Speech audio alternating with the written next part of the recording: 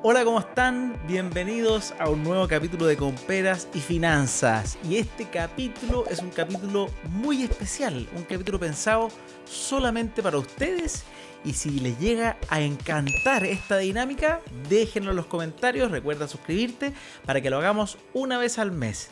Se trata del Q&A, o en chileno, preguntas y respuestas de ustedes mismos. ¿Qué hicimos de innovador en este caso? En nuestro Instagram, que también nos puede seguir, de Comperas y Finanzas, hicimos una encuesta de qué preguntas les gustaría resolver en el podcast, y eso es lo que vamos a hacer hoy día. Así que bienvenido a este capítulo, pero antes de eso te quiero invitar a escuchar este anuncio publicitario que hace posible este podcast. Oh, ¿cómo están? Bienvenidos a este capítulo de Comperas y Finanzas, y les quiero contar algo espectacular. Muchas gracias a Euroinmobiliaria por ayudarnos a hacer este podcast posible. ¿Qué es Euroinmobiliaria? Básicamente es una inmobiliaria que construye edificios tanto para vivienda personal como de inversión, principalmente para inversión. De hecho, a mí me gusta muchísimo, he invertido en proyectos de ellos y te recomiendo que lo visites. El link está ahí abajo. Conócelos. Como siempre, la inversión tienes que estudiar antes de invertir, pero check porque están a favor de la educación financiera y están apoyando esta iniciativa, y check porque tienen un producto de inversión bastante acabado. Así que genial. Ya estamos de vuelta y vamos con la primera pregunta de Fabricio. Esta pregunta es muy interesante y se puede abordar de varias aristas, mírenla. Para una familia de 4 personas, o sea, básicamente 2 hijos, 2 padres, 2 hijos, ¿es mejor pagar la renta? O sea, ¿es mejor pagar arrendar? ¿O es mejor pagar la letra, el dividendo? O sea, es mejor, en el fondo acá sería como, ¿arriendo o me compro para vivir un departamento o una casa? Excelentísima pregunta, Fabricio, me encanta, porque acá entra siempre esta discusión de arrendar o invertir, por ejemplo, y en este caso tuyo es, ¿le arriendo a alguien la casa o me compro mi propia casa? Y acá es donde entra el depende. ¿Por qué? Porque significa que tú tienes la capacidad, ¿cierto? Porque me estás preguntando que tú podrías comprar una casa para vivir. O sea, tienes esa capacidad de crédito para pedir un préstamo y tienes probablemente el pie. Y acá es donde entra una materia que es el costo de oportunidad. Tú puedes decir, a ver, me compro esta casa para vivir, que supongamos voy a comprarme un departamento, una casa de 3 dormitorios. Quiero que cada uno de mis hijos tenga su propio dormitorio, más el nuestro principal. Entonces, 3 dormitorios, una casa. Supongamos que encuentras una que vale, no sé, 5.000 UFs de esas características. Eso es lo que te costaría la casa, y tú tienes el pie, supongamos, de esa casa, que vendrían siendo, no sé, un 20%, o sea, unas 1.000 UFs que las tienes para poder comprarla y tener este dividendo en vez de comprar un arriendo. ¿Qué ocurre? Tú puedes optar por ese camino. ¿Tiene beneficios? Claro que sí. Te va a dar una satisfacción personal, estás creando patrimonio propio, tienes algo para heredarle a tus hijos, tiene un montón de cosas positivas, claramente.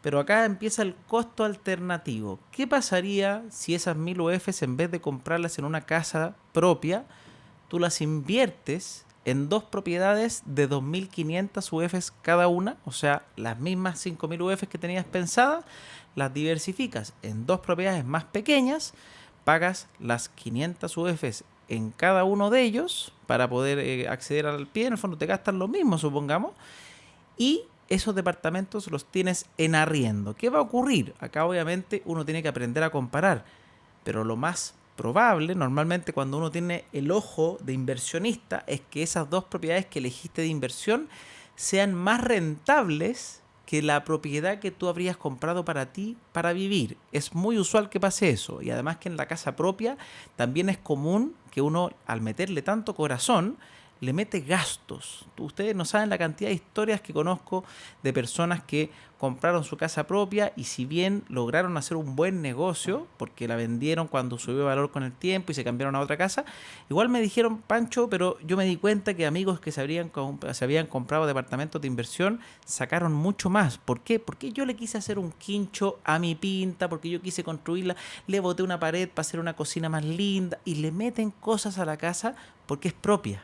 Tú quieres que sea lo mejor para ti, entonces estás dispuesto a gastar más. Entonces, si te fijas, no tiene nada de malo, porque acá hay un valor emocional en la casa propia muy importante. Pero cuando uno lo ve desde el punto de vista 100% de inversionista, que tampoco significa ser una máquina, porque quizás es una etapa de tu vida y estás ahora en un proceso de acumulación de activos porque quieres quizás entregarlos a tus hijos una mejor educación, jubilarte tú más joven, entonces estás en una etapa que necesitas pensar en optimizar tus ingresos.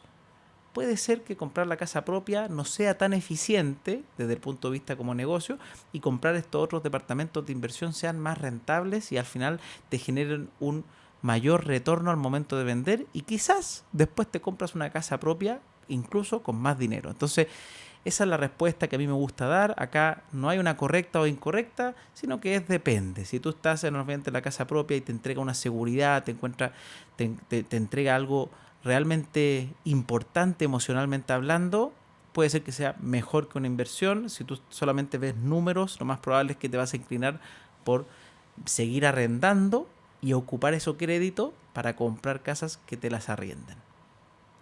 Vamos a ir a la segunda pregunta que hicieron, que está muy interesante aquí. Carolina nos pregunta, ¿qué tipo de producto financiero recomiendas para ahorros para aguantar la inflación? O sea, acá estamos en una situación, en un contexto país, en un contexto del mundo, de hecho, que está muy complejo, una crisis. La inflación ya sabemos que ha superado el 13% en nuestro país, lo cual es bastante.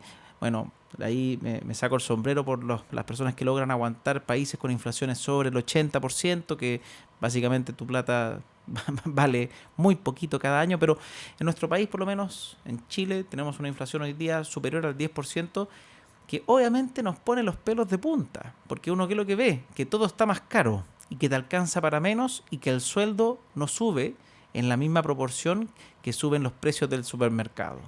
Entonces, acá es donde uno dice, ya, pero ¿qué hago? Porque mis ahorros también, en algunos casos hay gente que no puede ahorrar, pero aquí la pregunta es, ¿qué producto financiero para los ahorros? Hay personas que tienen sus ahorros y los tienen en su cuenta corriente y ven que todo está más caro, entonces quiere decir que tu plata vale menos cada vez. Y normalmente, aquí Carolina, quiero ser súper prudente, yo no doy recomendaciones, no soy un asesor personal, pero te voy a contar lo que yo he aprendido y mi punto de vista.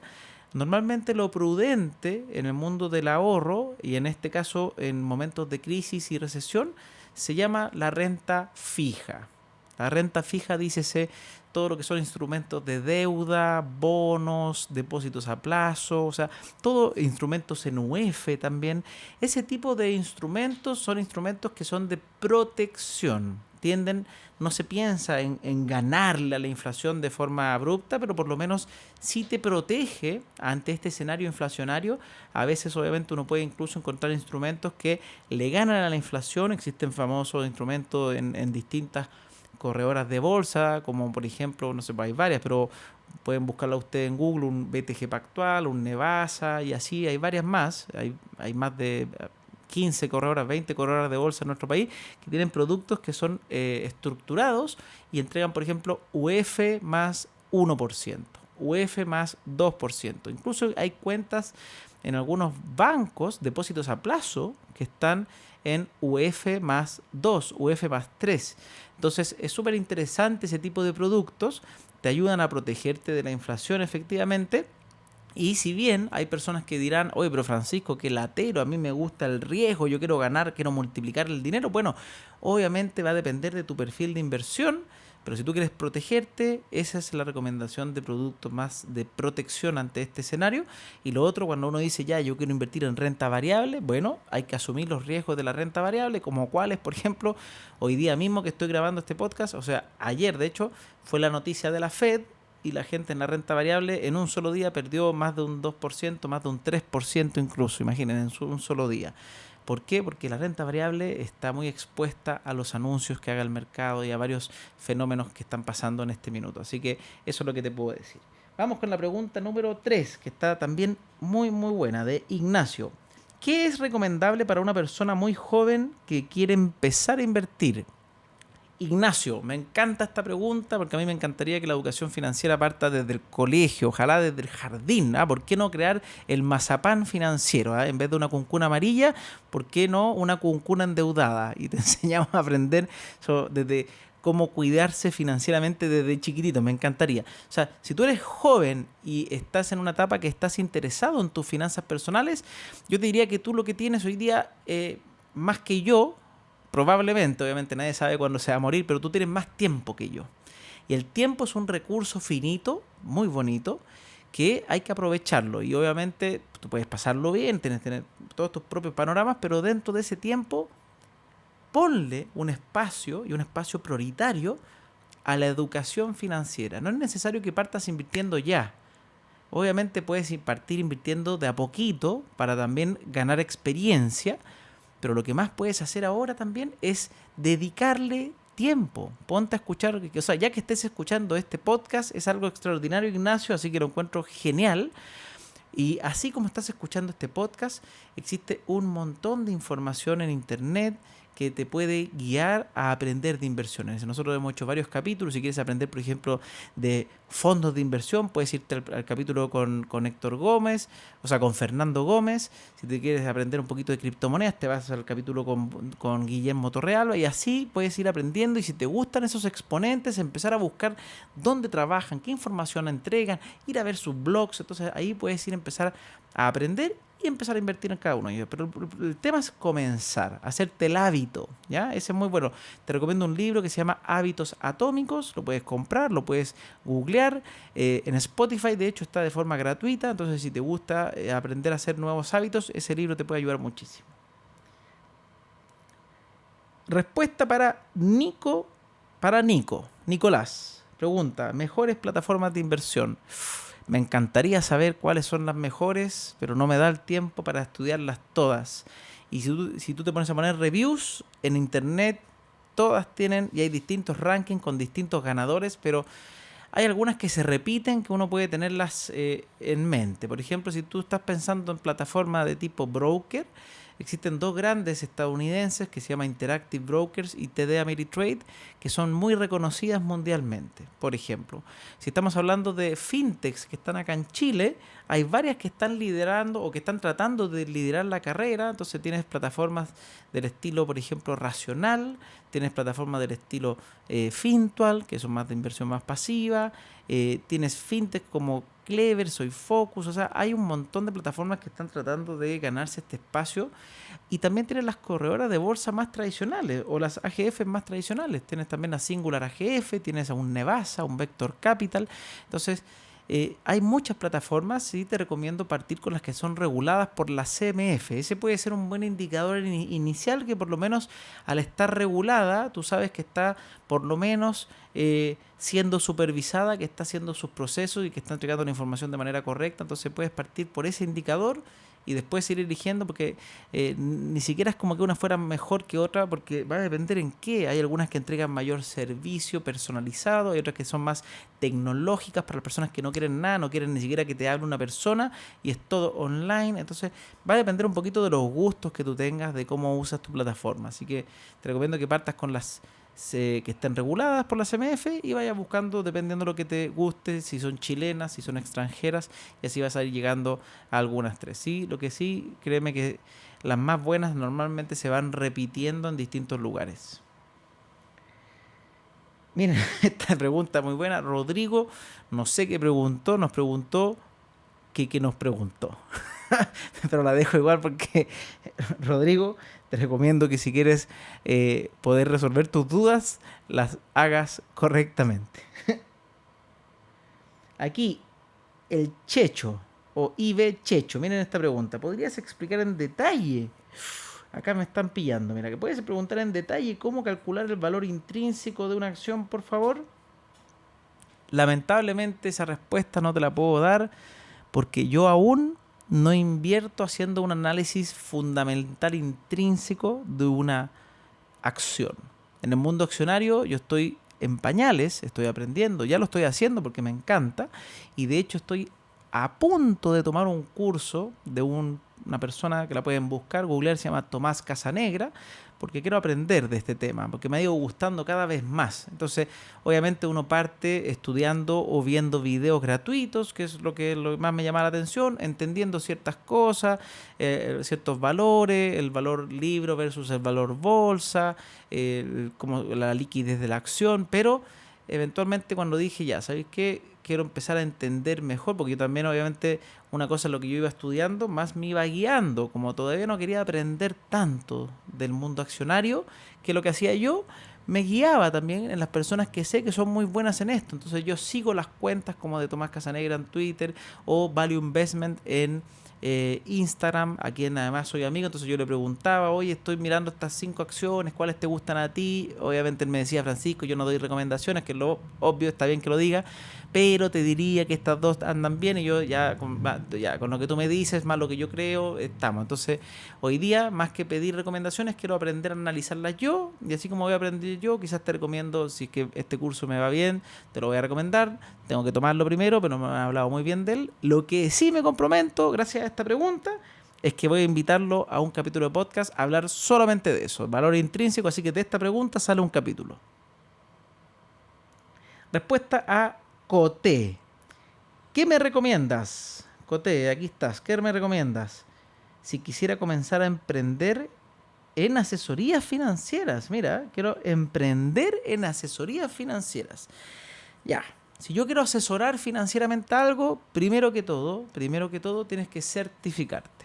¿Ya? Por ejemplo, yo no doy asesorías, yo simplemente hago educación porque me gusta que la gente tome las herramientas por sus propias manos. Entonces, asesorar es algo muy potente, es muy bonito, pero tú tienes que aprender a conocer a los demás. O sea, tienes que tener te tiene que gustar mucho el servicio de escuchar y entender en qué está la otra persona. ¿Ya? Entonces, eso es súper importante, porque acá tú vas a ser, no sé si la palabra es psicólogo, pero sí tienes que entender en qué está la otra persona para poder guiarla según sus necesidades. Entonces, yo te diría que además de estudiar o aprender temas de asesoría, sería bien recomendable que aprendas temas de coacheo y seguimiento personal. ¿Ya? Creo que eso haría a alguien ser un buen asesor, desde mi punto de vista. Y ojalá, bueno, mentor es otro tipo, pero coachar es importante. Y segundo, tomar el curso de la CMF. O sea, tienes que certificarte y tienes que ser profesional en esto, ¿ya? Si eres una persona que da asesorías financieras y no estás regulado y no estás bajo el alero de la CMF, es una ilegalidad, ¿ya? Entonces es súper importante tener eso. Eso es lo que yo pienso para una persona que sea buena asesora o asesor. Enamorarse de lo que estás haciendo. Bueno, lo otro, estudiar continuamente. O sea, es como los doctores. Si tú quieres ser un buen doctor, tienes que estar siempre aprendiendo. O sea, si tú quieres ser un buen asesor, tienes que estar siempre aprendiendo y estar a la vanguardia de las últimas herramientas. No puedes caer en hacerlo fácil, en decir a todos la misma receta. Eso no hay nada peor. O sea, que me asesoren y me digan, sí, tienes que invertir en este broker, en esta empresa, que al final son las que tú ocupas porque te dio lata seguir aprendiendo y te vas a lo que a ti te sirve. Eso no es un asesor. Entonces eso no puede ser un asesor que recomienda lo que tú usas. Tú tienes que recomendar lo que es bueno para esa persona. Entonces tienes que estudiar de varias cosas, aunque tú no las uses, ¿ya? Espero que te haya servido esto. Vamos a la siguiente respuesta de la pregunta de Claudio. Miren qué interesante. ¿Alguna ventaja que tenga un fondo accionario o mutuo versus un ETF? Para eso, ya, primero que todo te recomiendo que te vayas al capítulo con Fernando Gómez, que hablamos en detalle de ese punto. De hecho, yo creo que no lo viste, pero está exactamente esa respuesta, la diferencia entre los fondos y los ETF. Hay varias cositas, pero en general el ETF obviamente es más barato. Entonces, si tú estás buscando solamente costos, no hay duda que el ETF va a ser lo tuyo. Pero ¿cuál es la gracia de los fondos que no tienen los ETFs? Uno, tú puedes encontrar fondos en mercados incipientes o en mercados locales que no vas a encontrar en ETFs. O sea, probablemente hay fondos, por ejemplo, en Chile, que no van a estar en los ETFs de Estados Unidos, que son fondos súper locales, que conocen de la economía local y no están creadas en el mundo de ETF. Eso en distintas economías locales, como en Brasil, en Chile, son distintas. Normalmente uno recuerda los ETFs más de Estados Unidos, pero Estados Unidos no es el mundo. Entonces, tú puedes encontrar fondos específicos que no vas a encontrar en ETFs, que quizás te cobran una comisión, pero tienen una tesis de inversión que te llame la atención, ¿ya? Eso es sumamente relevante. Normalmente recuerda que los ETFs, para mantener sus costos bajos, es porque replican cosas que ya creadas, o replican fondos, o replican índices, ¿ya? O industrias. Pero los fondos son de gestión activa. Si bien la gestión activa ha demostrado que en un 80-85% no le gana a la gestión pasiva, sí hay un 15%. Entonces normalmente tú, cuando vas a ir a buscar un fondo accionario, un fondo mutuo, es porque tú confías en que esa empresa está dentro de ese 15% que le va a ganar a la gestión pasiva, que quizás son muy pocos. Por eso es importante que tú estudies muy bien con quién vas a tomar un fondo. Así que espero que esto te haya ayudado con la respuesta, y aquí nos vamos a una de las últimas preguntas que nos van quedando, de Francisco. Esta es cortita. ¿Qué moneda estás minando ahora que que el Ethereum pasó a POS, que es Proof of Stake? Antes era Proof of Works, que antes tú podías minar. Esto, para la gente que no conoce, le recomiendo que se vaya a los capítulos de Nicolás Palacio y al capítulo con Guillermo Torrealba. Les dejamos aquí los capítulos para que vean en el fondo y entiendan más del mundo de criptomonedas. Pero en el mundo de las criptomonedas existe un concepto que es el minar criptomonedas, ¿ya? Y que te dan, en recompensa por hacer esta operación, te dan de esa misma criptomoneda. Yo minaba Ethereum, me compré un rig de minería. Me lo compré cuando los precios estaban bastante altos. Debo decir que fue un experimento. Lo hice con dinero que gané de las mismas criptomonedas. Por lo tanto, entre comillas, podría decir que me salió... nunca es gratis, porque estoy ocupando plata de inversión que podría haber ocupado para otra cosa. Obviamente, costo-oportunidad. Pero ocupé plata de las propias ganancias de las criptos. ¿Y qué pasó? Empecé a minar, minando súper bien. Las criptomonedas empezaron a bajar. Alcancé a minar 0,9 Ethereum, que hoy día tienen un valor pequeño, son $1,200, $1,300, si no me equivoco está. Entonces no alcanzó a pagarse completo el rig. Al precio que yo compré el Ethereum ya estaría pagado. Y yo pienso que el Ether va a llegar a subir de nuevo a esos precios, y por lo tanto lo que hice fue una buena decisión. Pero una vez que terminé de minar, el precio de las criptomonedas estaban tan bajos que no vale la pena. Por lo menos en mi caso, no he encontrado una moneda que valga la pena para que yo vuelva a prender el rig de minería. Lo tengo apagado. Entonces yo lo tengo apagado y voy a esperar que comience de nuevo la ola creciente de las criptomonedas, y voy a buscar la moneda de turno que sea interesante para minar. ¿Corro riesgos? Claro que sí. Las tarjetas, todos los implementos no duran para siempre, entonces puede ser que esté corriendo un riesgo innecesario, y en una de esas lo recomendable sería vender lo que tengo de forma separada. Pero yo tengo el pensamiento que por lo menos esto me va a durar, estos implementos bien cuidados me van a durar entre 5 o 6 años, y tengo el tiempo para poder empezar a minar de nuevo la criptomoneda que necesite para sacarle rendimiento al rig. Así que espero que te haya servido esa respuesta. Nos vamos al Hazard, o Beca Hazard. ¿Crees que las fintech tienen futuro a largo plazo? Forman parte de mi portafolio, pero tengo ese temor. ¿Qué tal? Mira, esta pregunta voy a tener que hacerte una respuesta media doble, porque no sé si te refieres a que tú tienes en tu portafolio acciones de fintechs gringas, porque las chilenas no están abiertas a la bolsa. Entonces no sé si tu pregunta va a que tú tienes acciones de empresas fintechs, o si tú inviertes a través de fintechs. Si tú tienes acciones en fintechs, bueno, en cualquiera de los dos casos, para mí el mundo fintech llegó para quedarse. Por algo también salió la ley fintech recién, se demoró mucho, pero ya salió. Hoy día, obviamente, uno con los mercados deprimidos siente susto, porque obviamente no está todo creciendo, está todo bajando, entonces uno empieza a tenerle miedo a todo lo tecnológico y inversiones relacionadas. Pero yo pienso que las fintech tienen un futuro esplendoroso, ¿sí? Esplendoroso, un futuro esplendoroso. ¿Por qué? Porque han logrado democratizar la inversión, y eso es algo extraordinario. Entonces, personalmente yo sigo invirtiendo a través de fintech, me encantan. No me gusta recomendar que hagan lo mismo que yo, porque yo sé correr los riesgos y sé lo que hago cuando lo estoy haciendo. O sea, si una fintech quizás no tiene un gran futuro, me da lo mismo. Yo por eso tengo invertida en varias de ellas. Eh, pero nada, lo que pienso por lo menos de lo que viene de la industria fintech es muy positivo.